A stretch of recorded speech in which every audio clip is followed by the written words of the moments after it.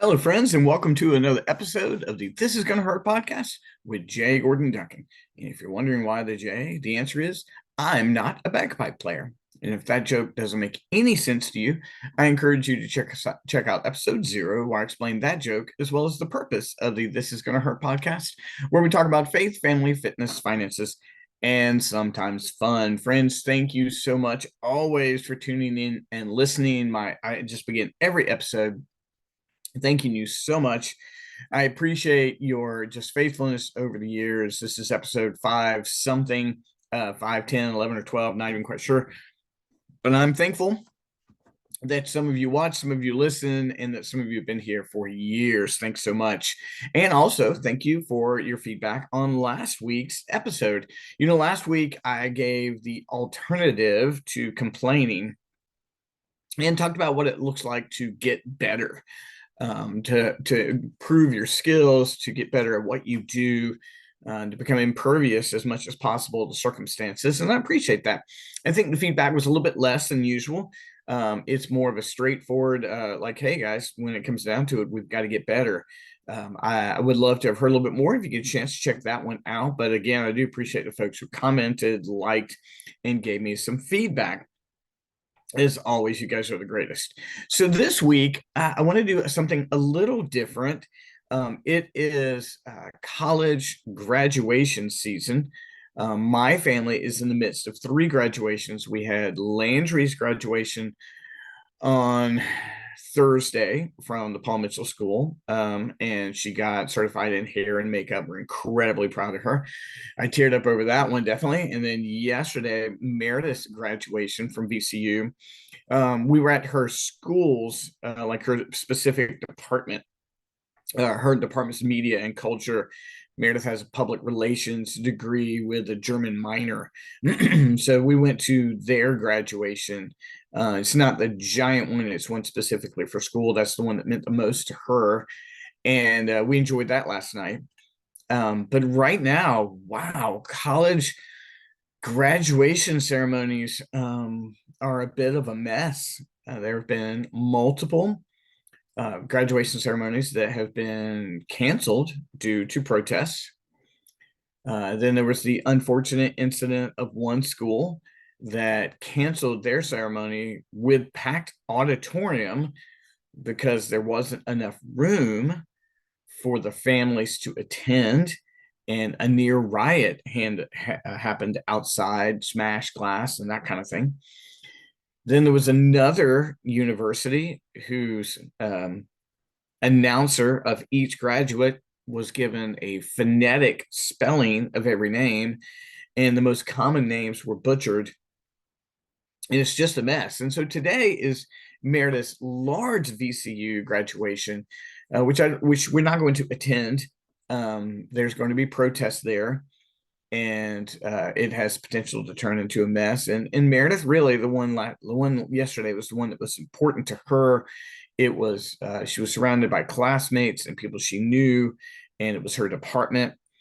And I thought it was a really nice ceremony. The speaker, excuse me, the MC for the event had to step in because the original MC was sick, and then they had a commencement speaker who's alumni who works at CNN. I'm going to go into detail on her talk in a minute. But let me talk about commencement speeches for a minute. Now, believe it or not, if you're playing Gordon Bingo, this is something I have experience with. 3 years after I graduated from East Carolina, I won Teacher of the Year for my school and for Nash Rocky Mount school systems. Like for the entire school system, I won Teacher of the Year. In fact, of the trophies I keep out, that's the one that's still on my desk. I have trophies and plaques and things I don't have up. That one means a lot to me. I won for the entire school system. I did not win State Teacher of the Year, which I didn't expect to. I was so young and inexperienced. But East Carolina asked me to come back and give the commencement speech to the graduating teachers. There's a separate, much like Meredith had, the School of Education ceremony the night for the big one, and I went and spoke at that 3 years after I graduated. And there are some really simple things you try to accomplish with a commencement speech. You want to share your, if possible, your affiliation and your affinity for the school. You want to tell a little bit of your story, and then you want to impart some wisdom, and you want to do it as succinctly as possible. No one wants a long commencement speech. So you want brevity, affinity, affiliation. Those is what I think make for a good speech. And I'll be honest with you, I remember sharing those things with the teachers, but I can't remember all what I said. I do remember just kind of sharing my enjoyment of East Carolina and what it's been like to be a teacher, and tried to keep it short. Well, I want to reflect on Meredith's commencement speaker, and I think she did a great job. And she had 4 points, and I wrote them down for Meredith's sake, but I want to reflect on them and just sort of an editorial and expound on them. I thought she did a great job. So forgive me, I've got to look this up. So her name is, and I'm going to do my best to pronounce it, I believe it's Chandelis Duster. She is a CNN reporter. And the reason I can't pronounce her name is those rooms are so big and they're so echoey. So if I have misspelled your name, please forgive me. Mispronounced, excuse me, your name, please forgive me. And so Chandelis was a VCU graduate, and she was going into radio, and she got fired, and she ultimately works at CNN now, making a huge impact. And she did just that. She gave affinity for the school and talked about her affiliation. And then she said she had 4 brief points. So I want to share those 4 brief points with you, and I want to give my commentary on them. I thought she did a great job. I really did. I felt like it was heartfelt. It showed appreciation for the school, and she wanted to make an impact. It felt like she sat down with a piece of paper and like, what 4 things would I share? And this is what she came up with. And I think that makes a good commencement speech. So her first one was answer the call to what you are passionate about with a yes, and answer quickly. Answer a call to what you are passionate about with a yes, and answer quickly. Now, people say this all the time: find what you're passionate about and go after it. Well, there is some yes and no to that. I mean, I'm passionate about running, but I'm not going to make a career out of it. I'm 53 years old. I'm a good runner, but I can't make a career out of it. Now, I could branch out and try to make a side gig out of podcasting or writing and develop that, and that's possible. But what I'm passionate about is making an impact for my clients and the freedom that it affords me and my family. I'm passionate about the outcome. Now, I'm passionate and good at what I do at Capitalized Marketing, but Capitalized Marketing enables these things for my family. So I want to make an impact on businesses, and I know that I can do it through marketing, and I want freedom for my family, and I can do it. So the passion that I have is really about the outcome. And when I was a full-time minister, I was passionate about that, but then I had dueling passions. And at that point in time, I felt like the call to move away and retire from full-time ministry after 20 years and go into marketing and coaching enabled me to fulfill my passions. And so there is a 100% resounding yes to that. Sometimes you can't do the hobby or the thing you're most passionate about. But I do love her point that she was like, respond with a yes, and quickly. If you have an opportunity to pursue the thing you're passionate about, and it can help you pay, you've got to be able to pay your bills. You've got to be an adult. You've got to sustain. If you can do that, I say go for it. Do it quickly, because opportunities do not come along every day. And if opportunities come and go, then we miss our opportunity to make our impact. And for me, in 2020, the opportunity came for me to step aside and move into capitalized marketing.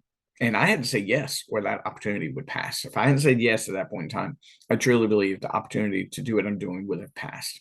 So number 1 was answer the call to what you're passionate about with a yes, and answer quickly. Number 2, keep your eyes on your own journey.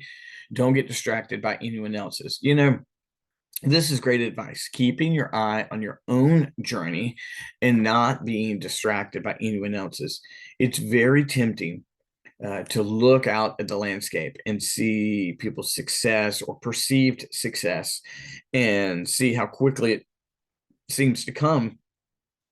And you're like, wow, they're making a bigger impact on me. They're quicker than I am. They're making more money than me, whatever the case may be. And her point is keep your eyes on your own journey. Your journey is yours, mine is mine. And you know what? Through the lens of social media, not everybody is exactly the reality it appears to be. And so you might look out at someone saying they're killing it. Wow, they're killing it, but they may not have any money in the bank whatsoever. Or like their social numbers are better than mine. It may not matter. Focus on your own journey. When I look at mine, sometimes my temptation is when I started over at 50, I was like, oh no, have I started too late? Do I have enough time to accomplish the things I want? And I look around and I see people around my age who've accomplished so much more. It feels like, and again, her advice is great. Keep your eye on your own journey. I've got to keep my eye on my journey. Where I am is where I am. Learn from others.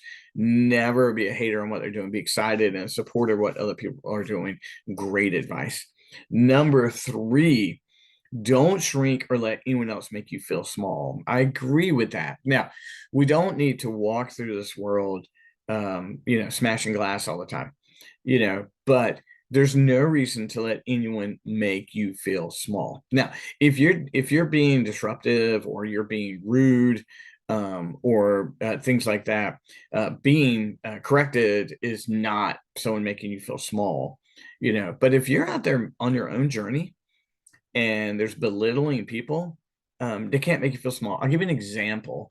I did a TikTok the other day, and in it, I referenced how I retired from ministry and went into marketing. I mean, that is part of my story. And some random person I don't know whatsoever commented that capitalism was the end of the world and that I had abandoned religion for money. And again, I don't know this person at all, and it's tempting to make their comment something that bothers me. And I just responded and it's like, no, my faith is still central to all I do. Hey, really appreciate you commenting. And never heard back from them again. They probably just didn't know what to do with the kind of comment. But I can't let anyone make me feel small about what I'm doing. My integrity is intact. I'm being true to what I feel like is faithful, and I'm taking care of my family. I just can't let it happen. And I have people all the time be like, ask me all these troublesome questions because my choices have bothered them, and I can't let them do it. I can't let them worry about it. I mean, my choices are my own. My family's my own. It's not theirs. So I agree with that. And finally, don't let fear hinder you or stunt your growth. I appreciate she added 2 of those. Don't let fear hinder you or stunt your growth. So don't let fear hold you back. And if you're scared, that's the time to move in, because if you act out of fear all the time, you're not going to grow, because you only are going to grow when you take that risk, when you move into stress. It's like weightlifting. You've got to take on more weight. It's like distance running. You've got to be able to take on more distance. It's going to happen by you doing it over and over again and growing. And when you're scared, you don't grow. And so don't let fear stunt your growth.